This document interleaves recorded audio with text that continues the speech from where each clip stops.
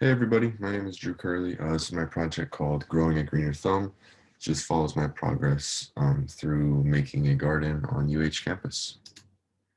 So the goals for this project were to grow edible plants in a way that didn't harm the environment and to learn more about cultivating these plants, all while cleaning up the garden area and having fun. So my plan was pretty rudimentary at the start. I didn't really know what I was getting into, but this is the general idea of plants I wanted to have.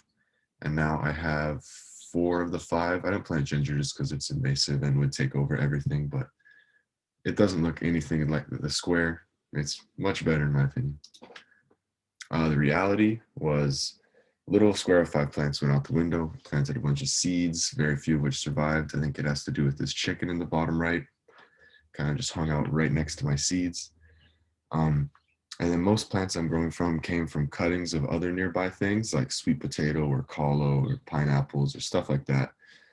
And then my plan, it kind of went out the window. I just got plants and I was like, oh, there's an open space. I'll put it there. This is what's growing on in my garden. I have my collo patch on the top left. I have some freshly planted aloe plants and some marigolds that will climb up that stick.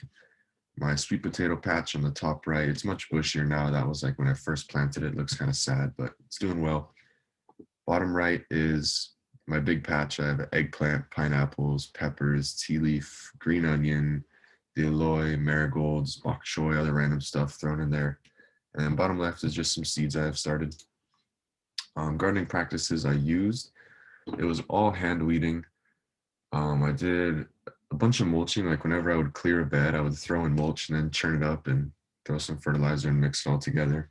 And on the bottom right is just like a top coat of mulch I did on my collo patch a little bit ago. I composted. I just buried kitchen scraps in my garden. And then I started a worm bin, so vermicomposting, fertilization, just with supplements, stuff like that, tilling, water management, like the little channel I put in my collo patch to try to hold more water. And then pest management, I just used flowers to try to deter the pests from going on the valuable crops. What did I learn? Keep chickens away from seeds. That's a big one.